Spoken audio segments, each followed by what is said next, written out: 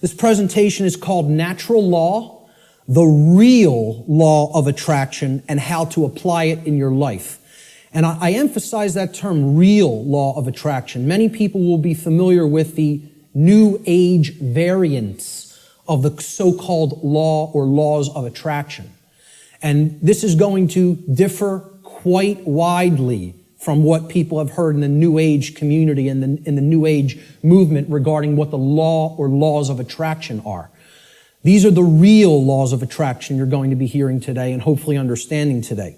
So let's start in. The first section is about teachability, the teachability of the student, okay? How does a student place themselves in the best position to learn?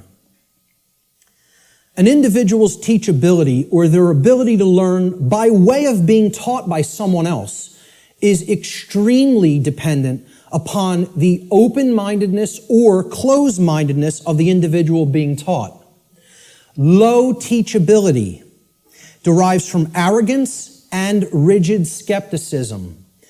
But it also derives, low teachability also derives from naivete and gullibility. High teachability, on the other hand, derives from a balance between healthy skepticism and an open-minded willingness to learn and change. So we don't want rigidly skeptical people, okay, that don't have an open mind at all. And we don't want naive and gullible people that will accept everything they're told. We want to strike a balance between these two modes. This is called a teachability bell curve, okay? And down here is the mental state of the student, whether they are, and it goes from arrogance, cynicism, skeptical nature, a teacher, a student, and then up to being trusting, then being gullible, and then being outright naive. Okay, so that's the whole spectrum of teachability. The best position to learn is up here at the top of the bell curve. This means you will learn the most if you are here. And that means you're in the balance between teacher and student. It means that you're somewhat skeptical and you're also somewhat trusting. It means that you're able to hold a proposition in your mind without accepting it or rejecting it immediately. It means you will consider the information with an open mind, okay, somewhat trustingly, but also somewhat skeptically. All right? That's going to be the mental state we want to attempt to keep during the duration of this seminar, and therefore you will be in the best position to learn. Of course, as we already said, the poorest positions to learn, the things that, if you're in these mind states in arrogance and rigid skepticism and naivete and gullibility, you're not going to take very much away from this seminar. Okay? So we want to remain at the top of that bell curve if at all possible. Human beings should consider with great care where their information comes from, the source for the information.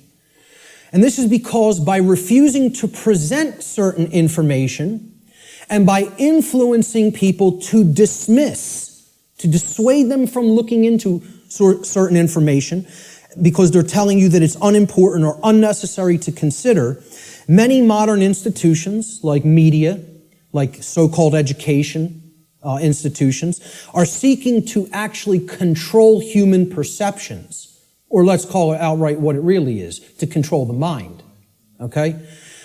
And therefore, to limit what human beings may even come to understand, and therefore by limiting what they are coming to understand, they're actually limiting what they're able to do, what they're able to change, what they're able to create in the world, okay? So you have to be skeptical of where your information comes from. And that's why I tell people at the very beginning in my lectures, do not believe me. The worst thing you could do is believe what I'm telling you. You need to look into it for yourself, and most of all, you need to do personal introspection to really feel inside of yourself whether this information resonates with truth. Everybody has that intuitive capacity. That also has to be turned on and engaged and used. All right? If anybody is coming to this seminar from the perspective of modern, organized, institutional bodies, meaning political thought, political agendas, political organizations, religion, religious thought, religious organizations. I'm talking about organized religion here, okay? What I call scientism, not real science, but scientism, science as set up by institutional bodies to be rigidly skeptical belief systems that blot out anything that could possibly say anything to the contrary of their pre-existing beliefs. I call that scientism. Okay? And of course, the New Age movement, which you could group that in with religion. It's just it's for those who don't fall into the religious mindset. This is an alternative religion proposed for them, and they call it the New Age movement. And I tell people, please don't think this is going to concur with any of these belief systems, with any of these boxes for consciousness. This presentation is going to shatter these boxes. It stands outside of all of these because these are limiters for perception and thought.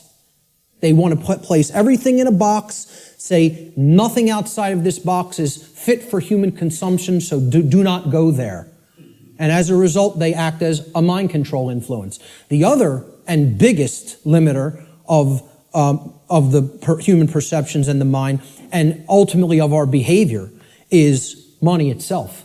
If you want to talk about the biggest religion, if these other religions aren't big enough and powerful enough for you, there's the one that is the ultimate power in the world, the ultimate religion, the God of this world, if you will. Okay?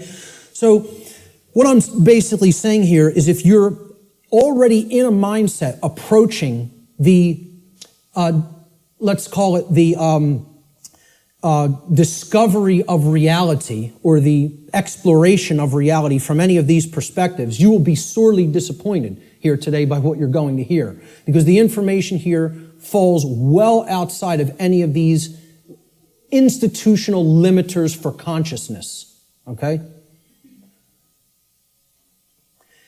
The requirements for creating change and the role of knowledge. Let's talk about these concepts for a moment. Human beings everywhere say that they want certain things in their life, and they say that they want certain things to be present for all humanity, okay? We say we want certain conditions to be present for ourselves and our species as a whole. And we say we want things such as happiness, health, peace, prosperity, freedom, etc. And all these things are great things to aspire to. And we say we want them. Most people will say and tell you we want these things, all right? However, I don't really feel that they're truly being honest with themselves, okay? They'll say they want them, but then when you tell them, well, those aren't automatic conditions. They don't just magically manifest, okay? There are requirements for obtaining these conditions, okay? And people wouldn't say they want these conditions if these conditions were already omnipresent, right? They're saying that they want something because they don't have it at all, or at least in fullness, right? So when you tell them there's requirements for obtaining them, many people will say, oh, well, I may not be willing to go there. I may not want to exert that much effort. And they believe that somehow they're going to magically get these things, right? Well, this is what the real laws of attraction are about. It's explaining conditions that you want don't just automatically manifest by thinking of them or just having a feeling about them. This is a New Age deception. There are requirements for obtaining the conditions that we say we want. Requirement exists in nature. It does exist. If you want something to be different than the way that it already is, than the default conditions, then requirement exists. If you're okay with things being the way that they are now, requirement doesn't exist. There are no requirements to creating change. You just accept the default conditions the way they are now and go on with your existence and accept it's going to be this way and possibly get worse. But if you want real change to happen, requirements exist. And this is what many New Age teachers will not tell you, or they'll outright deny that requirements exist for creating real change. Specific requirements exist in order for human beings to obtain the conditions that they say they want. If the requirements for obtaining those conditions are not met, those conditions do not just magically manifest by magical means automatically. That's not how it works, folks. And that bursts a lot of people's bubble right off the bat. This is a key concept to understand. So what are these requirements? We need to know certain things. Knowledge is required. Knowledge. Knowledge that will spur us to action. That's what's required. Okay? Since human beings as a species do not already have the things that they say they want, and again, at least not in fullness. If we want to split hairs, we could say we have a modicum of what we may say that we want, but we don't have it in the fullness that we will say that we want it, especially societally, globally. Okay? So since we don't already have these things, it follows logically that the knowledge of the requirements to obtaining these things, okay, either must be absent. The knowledge is not present anywhere. Or if it is present, if that knowledge for obtaining those things, the requirements for obtaining those things, if that knowledge is present, then it must be willfully being ignored. It is here, and yet people aren't paying attention to it. They aren't taking it in and accepting it and doing anything with that knowledge. So they're ignoring it because it's uncomfortable. As long as this knowledge continues to remain either unknown or ignored, the manifestation of the desired conditions that we say that we want is impossible. Cannot happen. It is an impossibility for it to magically, automatically manifest without the requirements being met. And that's what we're going to talk about here today. What are these requirements? What is this knowledge? This knowledge is occulted, meaning hidden. Okay, now, how many people here came here today thinking that they were going to hear information about the occult by a show of hands? Okay, about half the room. Good.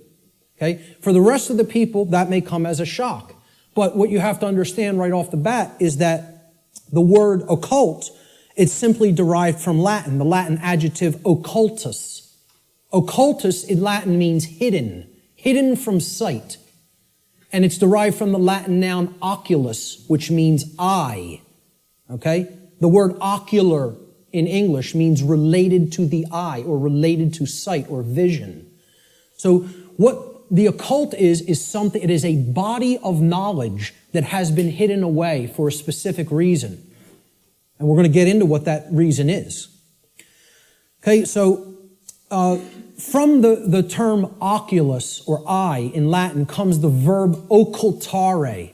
Occultare means to hide, to conceal, or to keep secret. To keep hidden from the eye so that it cannot be seen. The information regarding natural law is occulted knowledge. It is knowledge that has been hidden from humanity.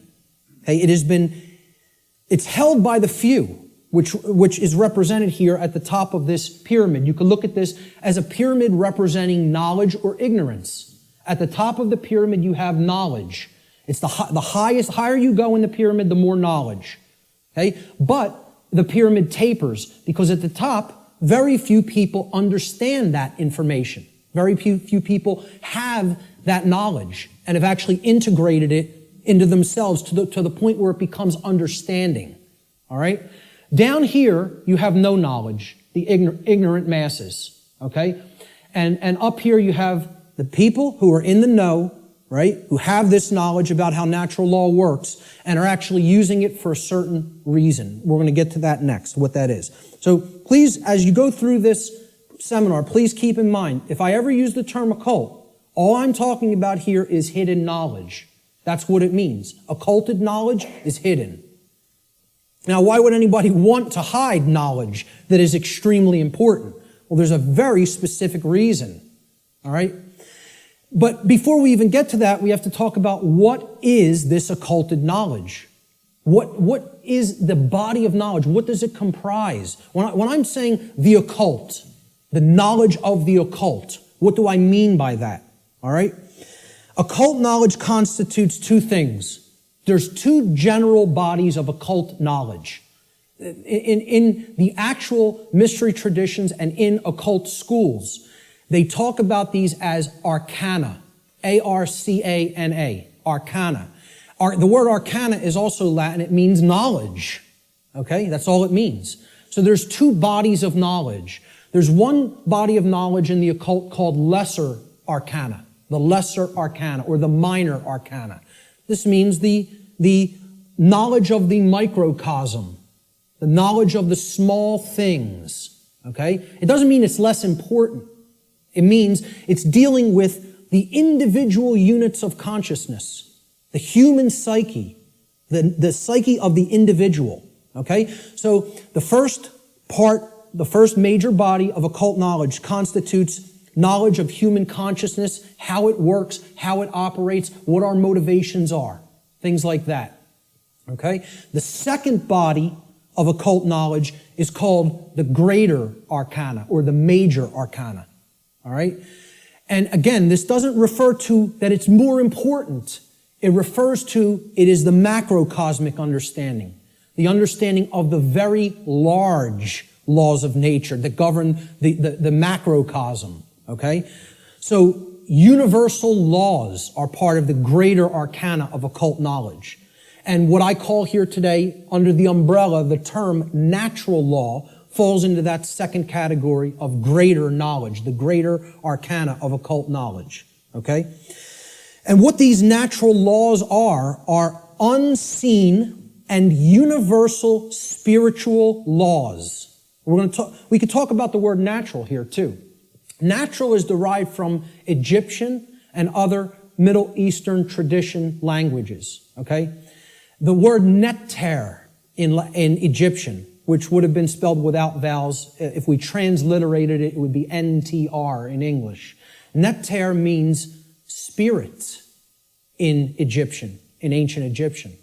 The suffix al, even in English today, but if you go back into Arabic languages and ancient Middle Eastern languages, al as a suffix actually means of or related to, or having come from, okay? So natural, if you put these root words together, neter and al, right? It means of or related to the realm of spirit, of or related to God, actually. The word neter also meant God, spirit or God, okay? So this is the spiritual domain, the laws that actually are operating in the unseen realm. Okay, now, they manifest in the physical realm. We're going to talk about that. Okay, because that's the operation that it trickles down from. It starts in the spiritual domain and then it manifests in the physical domain. All right? So it's important to understand these two bodies of knowledge. The lesser arcana, okay, is about the monad or the individuated unit of consciousness of the human being. And then the greater knowledge is about the laws that govern the macrocosmic universe. All right? So, what these laws do, this body of the workings of nature that I am calling under the umbrella natural law, they're universal spiritual laws which govern the consequences of behavior.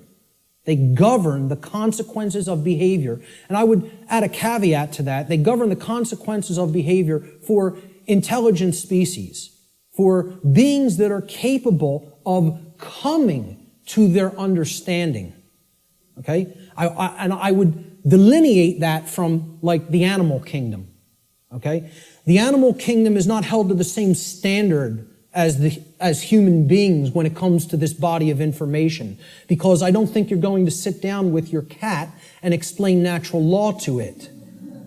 Okay? So when people say, well, why doesn't the animal kingdom held to account in the same way the human beings are? It's because, surprise, surprise, we don't share the same level of consciousness. Okay? There is differences in levels of consciousness and abilities to comprehend information and to actually know how something works. Just like you will not be explaining physics to your dog anytime soon, Okay? You're not going to explain natural law to the animal kingdom and have them grasp it because they're not at the same level of consciousness as we are. Okay? So we are held to a different account when it comes to natural law. It governs human behavior. It would be an easy way of saying it. This body of knowledge has actually been called consequentialism by past researchers and teachers. And I have no problem with that term.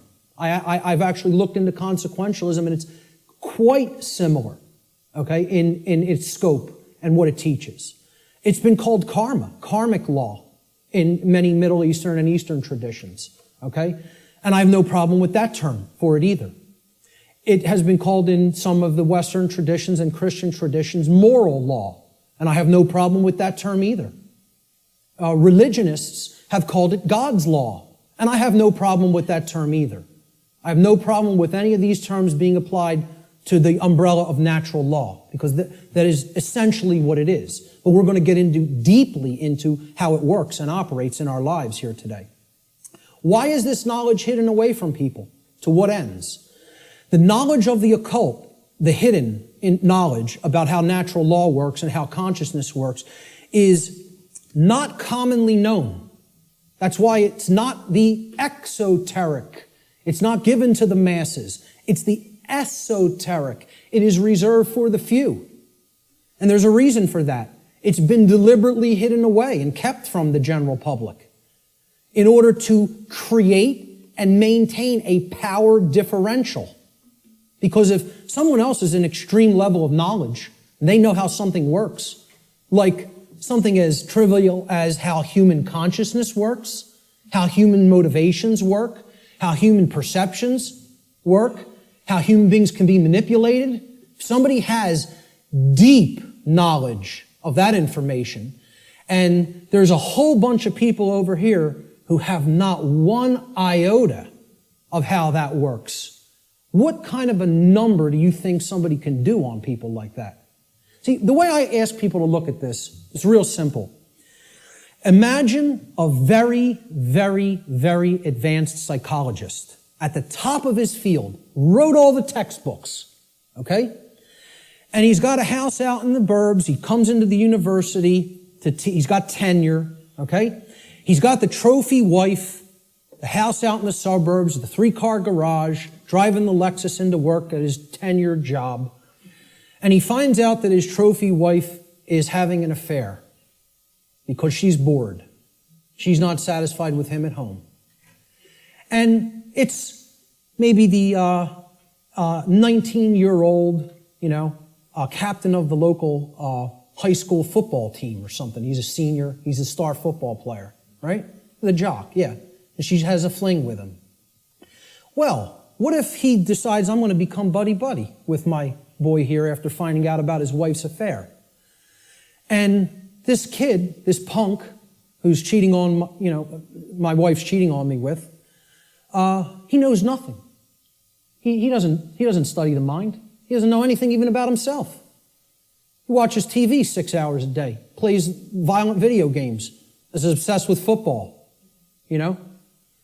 What kind of a number you think that psychologist can do on that kid? Total number. That's the answer, exactly. That's right. He could do a total number on him. He can gain his confidence. He can get into his head. And I guarantee you give him a little bit of time, he could screw up his life based on what he knows and how he would be able to manipulate based on his hatred of that person.